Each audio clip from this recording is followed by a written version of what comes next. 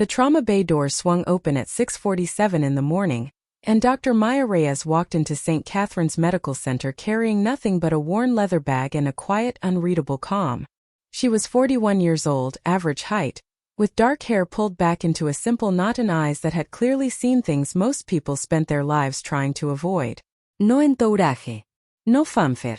Just a woman in plain scrubs walking past a nurse's station that fell suddenly, awkwardly silent. "That's her? The new trauma attending?" whispered Dr. Cole Bennett, one of the hospital's rising surgical residents, to his colleague Dr. Tyler Marsh. Both men were young, sharp-dressed under their white coats, the kind of doctors who had never known a day of doubt about their own brilliance. "She looks like she got lost on her way to the cafeteria." Marsh smirked. "Word is she transferred from some backwater clinic. No big hospital experience. I give her 2 weeks before she's crying in the supply closet." Neither of them lowered their voices enough. Maya heard every word. She didn't flinch. She didn't turn. She simply set her bag down at the nurse's station, clipped on her badge Reyes M., and asked the charge nurse in a voice so calm it barely registered as a question, where she could find the code cart inventory sheet. What none of them knew, what nothing on her hospital file revealed, was that Maya Reyes had spent 6 years as a combat trauma physician attached to a Marine Special Operations Unit, treating gunshot wounds in the back of blacked-out helicopters, performing field tracheotomies in sandstorms, and holding the line in triage tents where the difference between life and death was measured in seconds, not minutes. She had left that life behind quietly, deliberately, without medals hung on walls or stories told at dinner parties. She simply wanted to heal people without anyone asking her to relive how she'd learned to do it so well. The mocking didn't stop after that first morning. It became a rhythm. Bennett and Marsh, along with a few residents who fed off their energy, treated Maya like an outsider who'd wandered into a house she didn't belong in. They talked over her in rounds. They forgot to loop her into consult updates. Once, Bennett openly questioned her diagnosis on a subdural hematoma in front of a full trauma team, only for the imaging to prove her right 10 minutes later, a moment he brushed off with an eye roll instead of an apology. Maya said nothing. She simply worked.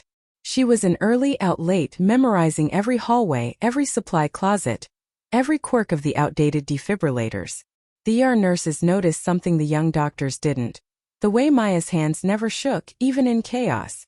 The way she called out orders during a multi-vehicle pileup with the crisp, unhurried authority of someone who had done far worse under far heavier fire. The way she looked at frightened patients and somehow made the room feel safer just by standing in it. Then came the Tuesday afternoon that changed everything. A black SUV convoy pulled into the ambulance bay, flanked by hospital security who had clearly been given advance notice that no one else had received. Word spread through the ER like static electricity. Someone important was coming. Nurses straightened their scrubs. Bennett smoothed his white coat and practically preened, certain that whoever this VIP was, he'd be the one to charm them. The doors parted, and a man in the dress blues of a United States Marine Corps general stepped through, chest lined with ribbons, posture like a steel beam, silver hair beneath a white service cap. Behind him, 2 aides moved a wheelchair-bound young Marine barely 20, his leg wrapped in fresh combat bandages, his face pale with pain and exhaustion. This was General Marcus Whitfield, a name that made hospital administrators visibly nervous, escorting one of his own men for specialized trauma care after a training accident overseas had gone catastrophically wrong. Bennett stepped forward first, extending a hand, already rehearsing something smooth to say. But General Whitfield's eyes swept past him entirely. They swept past the entire cluster of eager young doctors crowding the hallway, searching, scanning, until they landed on the quiet woman standing near the back, arms crossed, watching the wounded Marine with sharp, focused attention. The general's expression shifted. His eyes narrowed, then widened, then something in his weathered face cracked open with disbelief. "No," he said slowly, his voice carrying down the hallway. "It can't be." He walked straight past Bennett, straight past the entire welcoming committee that had assembled itself for his benefit, and stopped directly in front of Maya Reyes. The hallway went utterly silent. Even the monitor seemed to hush. "Captain Reyes?" the general said, his voice thick with something between astonishment and reverence. "Reyes. From Task Force Sabre. Kandahar, 2014. Maya's composed mask flickered just slightly. "General Whitfield," she said quietly. "It's been a long time." Bennett and Marsh exchanged a look of pure confusion, their smug expressions dissolving into something closer to panic. Whoever this general was, he clearly wasn't mistaken. And whatever he was about to say next, they both suddenly understood, was about to rewrite everything they thought they knew about the woman they'd been mocking for weeks. The general turned to the stunned hospital staff, his voice booming with the authority of a man who did not waste words. "Everyone needs to know who this woman is," he said, "because I owe her my life. And so does that young man in the wheelchair, whether he knows it yet or not." If you want to see exactly what General Whitfield reveals next, and how Maya Reyes goes from mocked outsider to the most respected doctor in that hospital, make sure you're subscribed, because Chapter 2 is where the Reyes story begins.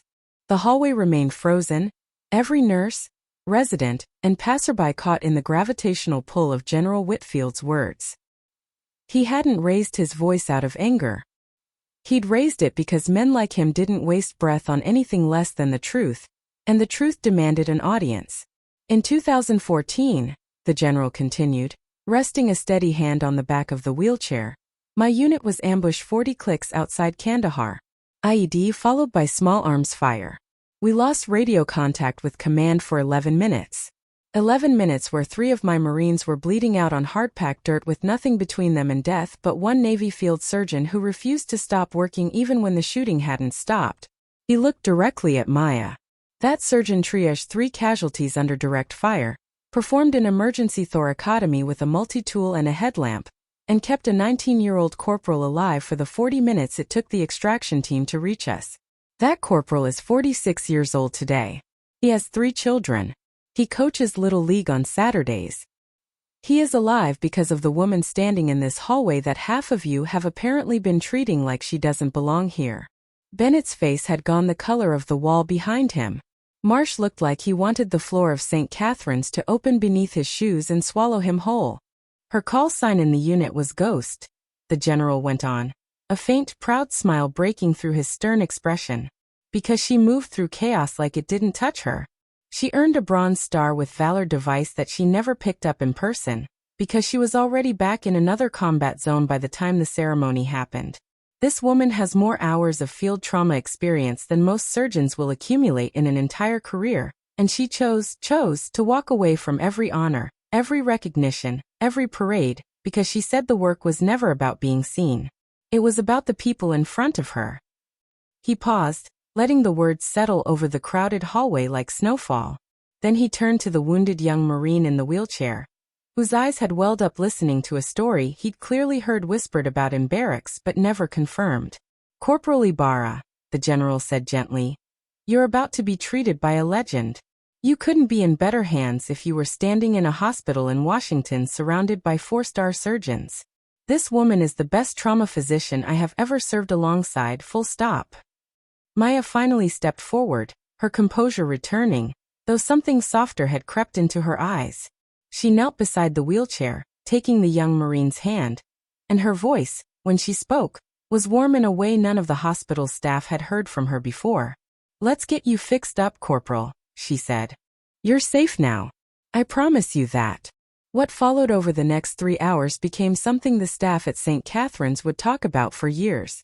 Maya led the surgical team with a precision and calm that silenced every doubt that had ever been whispered about her. She reconstructed damaged vasculature in the Marine's leg with movements so controlled, so economical, that the attending anesthesiologist later described it as watching a concert pianist perform surgery. Bennett and Marsh, granted rare permission to observe, stood in stunned silence at the back of the operating room, watching the woman they had mocked for weeks work with a mastery neither of them could have imagined possessing at twice her age. When the surgery ended and Corporal Ibarra was wheeled to recovery, stable and expected to make a full recovery, General Whitfield was waiting in the scrub hallway. He didn't say anything at first. He simply stood at attention and offered Maya a crisp, formal salute, a gesture reserved for the deepest respect one service member could show another. "Thank you, Captain," he said quietly. "For everything. Then and now." Word of what had happened spread through St. Catherine's before the day was even over. The hospital administrator personally visited the trauma department to apologize for how Maya had been treated during her onboarding weeks.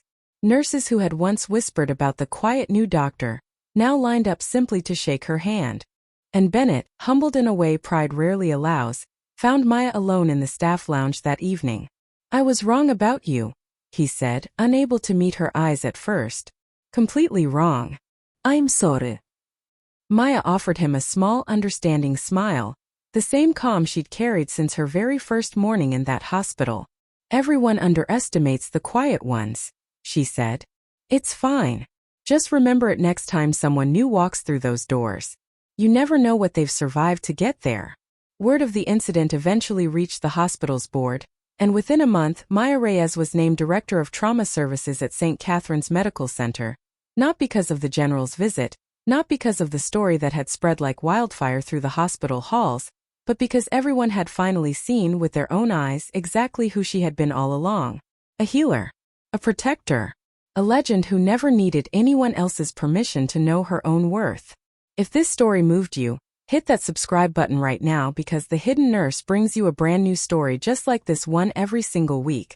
Stories of quiet heroes, hidden pasts, and the moment the world finally sees the truth. Turn on notifications so you never miss the next reveal. And drop a comment below telling us who you think deserves to be called a legend in your own life. We'll see you in the next story.